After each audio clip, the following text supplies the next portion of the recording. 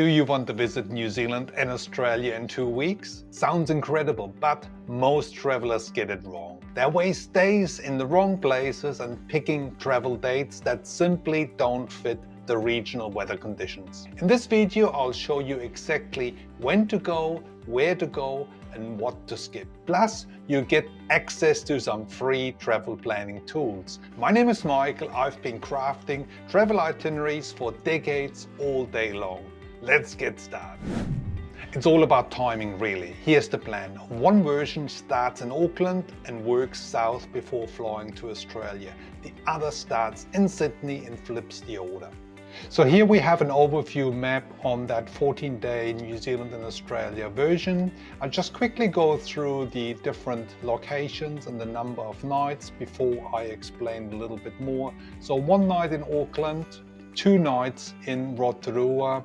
Then we have a domestic flight to Christchurch, then traveling down to Lake Tekapo for 2 nights, then heading down to the Fiordland National Park here, another 2 nights, and then 2 nights here in Queenstown before heading over to Sydney, Australia from Queenstown. Have 1 night in Sydney, then head up to Port Douglas to fly to Cairns, then into the outback. There's a flight into Uluru, Ayers Rock, and then you would have 1 night there, and then you would fly back to Sydney and from there connect with your international flight. So this would be an overview for the 14 days or 13 nights, New Zealand and Australia.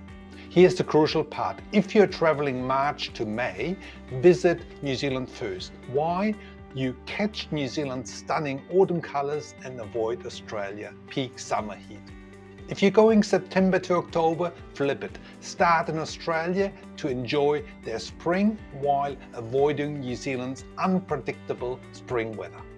So here we have the alternative itinerary route if you start in September or October, if those are your travel dates. The reason for that is you want to arrive in Sydney first because this is still the kind of cooler time, this early spring season in New Zealand. So for September and October, I do recommend to start in Sydney and then go into the outback. So 1 night in Sydney, go into the outback for a night or 2, depending how much your time budget is. With all these itineraries, you can always add another day if you wanted to, especially for those locations where you only have scheduled 1 night with this itinerary. Then take a domestic flight up to Cairns and go up to Port Douglas.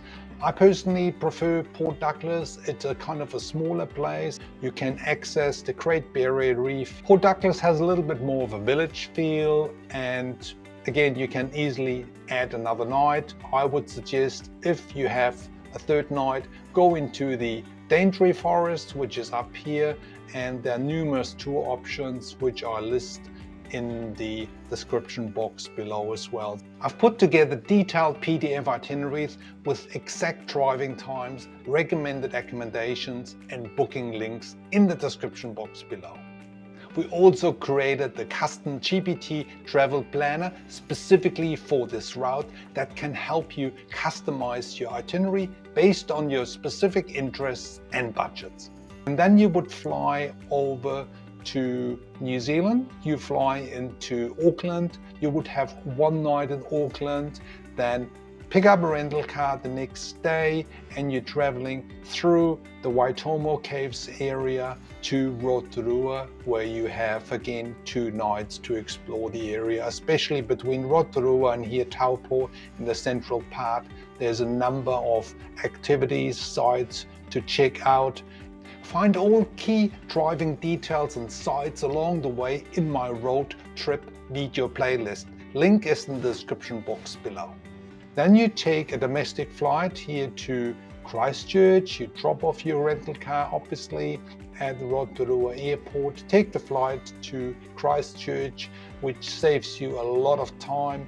Pick up another car and then continue driving to the Mount Cook to the Lake 𝗬𝗂𝗃 region. My recommendation is, if time permits, depends a little bit on the flight times when you arrive, I would suggest to go through the inland scenic route, which is here 𝗥𝗏𝗹𝗆, going through Methven area, Mount Somers area, Geraldine. It's a lovely drive, and I've done obviously a number of road trip videos on that, and then use 𝗬𝗂𝗃 as your base to explore the Mount Cook region, which is around here. There's lots of hiking, there's night sky watching, etc. I've done a number of videos on that topic alone, so check them out. Then you head south. It's a bit of a longer drive from 𝗬𝗂𝗃. You head down to 𝗬𝗏𝗃, and again you have 2 nights in 𝗬𝗏𝗃, and use it as a base to head over to Milford Sound up here for a day trip. Highly recommend. Again, if you have a bit of more time, spend it in the fjordland region, especially if you're keen on hiking. 𝗬𝗏𝗃 is more or less the hiking capital of New Zealand.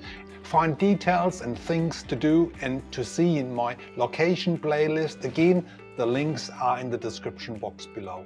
And then you head back to Queenstown and you spend your last 2 nights in Queenstown. Lots to do. Again, I've done another video on Queenstown, so there's a truckload of things to do. And then you take basically domestic flight back to Auckland and connect with your international flight. So this would be my recommendation if you are traveling in September, October.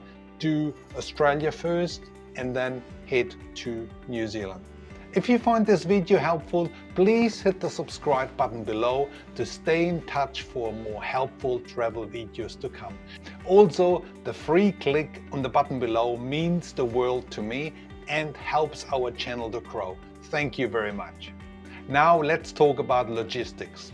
Book all your domestic flights in advance. New Zealand and Australia. The earlier you book, the better the fares. Rental cars. Go for a compact or mid-size SUV with enough luggage space for both New Zealand and Australia.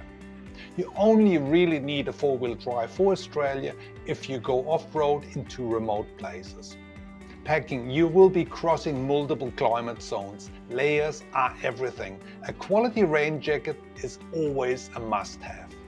Budget reality. This trip isn't cheap. Between flights, cars, accommodation and tours, you need to budget at least on $4,000 to $5,000 per person for a comfortable experience. Tours like Milford Sound or Great Barrier Reef can be pricey, but absolutely worth it, as they are cornerstones of your overall travel experience. Accommodation. Book everything in advance, especially when you're traveling in the main tourism season. So in New Zealand, that would be between November and March, in Australia between May and September for the northern and the outback regions. Check out links to recommended tours and accommodation in the PDF itinerary sheet and the ChatGPT travel planner. Can you travel during other months? Absolutely, but you need to be prepared. December to February means either rainy season or the heat in the Australian northern and central regions, while June to August brings in New Zealand winter weather with beautiful clear days but cold temperatures and potentially snow, especially in the South Island. If you are keen to find out more about traveling with a rental car in New Zealand, check out this video up here. Thanks very much for watching. See you in the next video.